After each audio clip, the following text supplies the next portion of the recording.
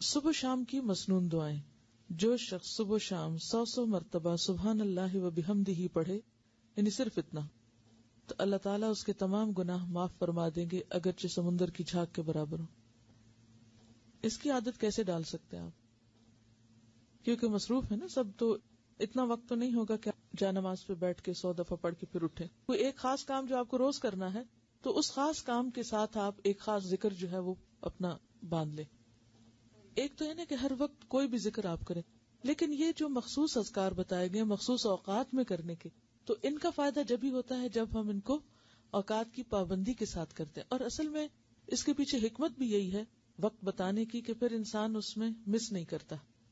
صبح ہوئی، اللہ کی یاد آئی، اور سنت کے مطابق جو آپ صلی اللہ علیہ وسلم نے بتایا وہ ذکر کرنا. ویسے تو آپ کوئی بھی کر سکتے ہیں، ہر ذکر میں فائدہ ہے، لیکن آپ کے نقش قدم پہ چلنا، جہاں آپ نے قدم رکھا وہیں پیچھے رکھنا، اس کا لطف ہی کچھ اور ہے.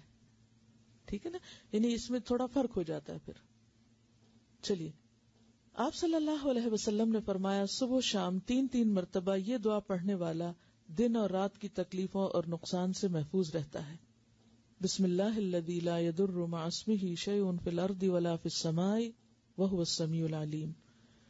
صبح شام اس اللہ تعالی کا نام لیتا ہوں جس کے نام کی وجہ سے زمین و آسمان کی کوئی چیز نقصان نہیں پہنچا سکتی، اور وہ سننے اور جاننے والا ہے. آپ صلی اللہ علیہ وسلم اس دعا کو بھی روزانہ صبح شام 3 مرتبہ پڑھتے تھے. اللہم عافنی فی بدنی، اللہم عافنی فی سمعی، اللہم عافنی فی بصری، لا الہ الا انت. اس دعا کو آپ صبح اور شام کے مثلا سنت کے بعد یا فرض کے بعد اگر مقرر کر لیں تو انشاءاللہ تعالی پھر بھولیں گے نہیں. اے اللہ میرے بدن میں عافیت عطا فرما، اے اللہ میری سماعت میں عافیت عطا فرما، یعنی میرے کان ٹھیک رکھ. اے اللہ میری بینائی میں عافیت عطا فرما. آپ کے سوا کوئی بھی معبود نہیں ہے، کیونکہ انسان کی جسمانی صحت اس کی عبادت کے لیے، اس کے کام کاج کے لیے، فرائض کی ادائیگی کے لیے بہت ضروری ہے. تو آپ صلی اللہ علیہ وسلم 3 بار صبح اور شام یہ پڑھتے تھے. اب ویسے تو آپ ایک بار بھی پڑھ سکتے ہیں، لیکن اصل سنت کیا ہے؟ پھر 3 بار پڑھنا. آپ صلی اللہ علیہ وسلم نے فرمایا کہ جو شخص سورہ اخلاص، سورہ فلق اور سورۃ الناس صبح و شام 3 بار پڑھے گا تو وہ ہر قسم کی آفت سے محفوظ رہے گا. ترمذی کی روایت ہے.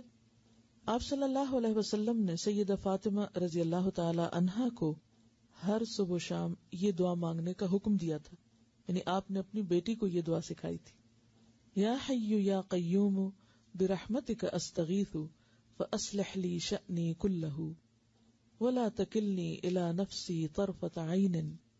اے ہمیشہ زندہ اور قائم رہنے والے، آپ ہی کی رحمت کا واسطہ دے کر فریاد کرتا ہوں کہ میرے سب کاموں کو درست کر دیں اور مجھے میرے نفس کی طرف پلک جھپکنے کی دیر کے لیے بھی حوالے نہ کریں.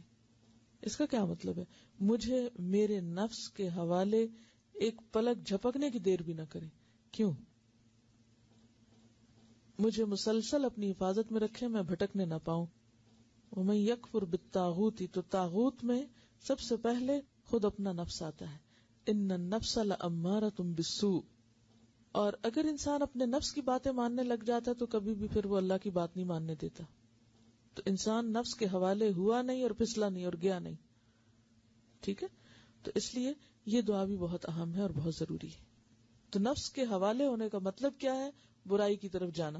اور اس میں آپ دیکھیے کہ آپ سارا دن عہد کریں گے میں نے یہ نہیں کرنا ہے، ایسا نہیں بولنا، ایسا نہیں کرنا، اور لمحے بھر کے لیے کیا ہوتا ہے؟ منہ سے بات نکل جاتی، آپ ایک دم غصے میں آ جاتے ہیں، آپ ایک دم وہ کہہ آتے ہیں جو سویر سے وعدہ کر رہے تھے شام تک کہ اب آج سے میں نے یہ جملہ نہیں بولنا یا یہ کام نہیں کرنا. وہ لمحے بھر کے لیے آپ نفس کے حوالے ہوئے اور گئے. تو یہ دعا بہت ہی زبردست دعا ہے کہ یار اب میں تو اپنے آپ پر خود پر ایک لمحے کے لیے بھی بھروسہ نہیں کر سکتا، لمحے کے لیے بھی مجھے نہیں ادھر جانا، کیونکہ ہمارے ساتھ نفس بھی ہے، شیطان بھی ہے. تو یہ ایسے دشمن ہیں، ایسی طاقتیں ہیں کہ جن کا مقابلہ ہم تنہا نہیں کر سکتے، یہ صرف اللہ کی مدد سے ہو سکتا ہے. اس لیے صبح اور شام، ورنہ بعض اوقات انسان کہے ایک دفعہ تو مانگ چکا، اب اور کیا مانگنا، روز کیا یہی مانگنا. یعنی آپ کے ذہن میں یہ آ سکتا ہے کہ سویرے بھی مانگو، شام بھی مانگو، وہی باتیں، پھر ریپیٹیشن.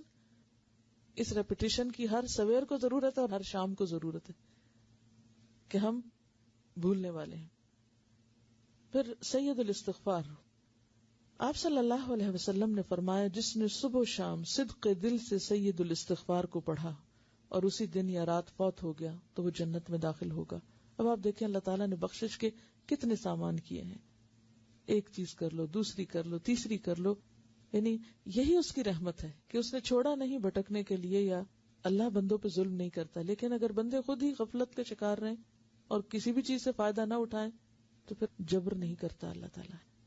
سید الاستغفار یہ ہے: اللہم انت ربی لا الہ الا انت خلقتنی وانا عبدک وانا علی عہدک ووعدک ما استطعت اعوذ بک من شر ما صنعت ابوء لک بنعمتک علی وابوء بذنبی فاغفر لی فانہ لا یغفر الذنوب الا انت. اے اللہ، آپ ہی میرے رب ہیں، آپ کے سوا کوئی عبادت کے لائق نہیں. آپ نے مجھ کو پیدا کیا ہے اور میں آپ کا بندہ ہوں، اور میں اپنی طاقت کے مطابق آپ سے کیے ہوئے عہد اور وعدے پہ قائم ہوں. میں اپنے برے اعمال کے وبال سے آپ کی پناہ چاہتا ہوں. میں آپ کی نعمتوں کا اقرار کرتا ہوں، یعنی جو بھی آپ نے نعمتیں مجھ پر کی ہیں ان سب کا اعتراف کرتا ہوں، اور اپنے گناہوں کا بھی اعتراف کرتا ہوں. یعنی ایک طرف تو نے مجھے اتنا کچھ دیا اور دوسری طرف میرے گناہوں کے ڈھیر ہیں. آپ میرے گناہوں کو معاف فرما دیجئے، کیونکہ آپ کے سوا کوئی بھی گناہوں کو معاف نہیں کر سکتا. یعنی کسی انسان، کسی جن، کسی فرشتے کے اختیار میں نہیں کہ وہ بندے کے قصور معاف کر سکے. اصل معافی اللہ ہی کی طرف سے ہے.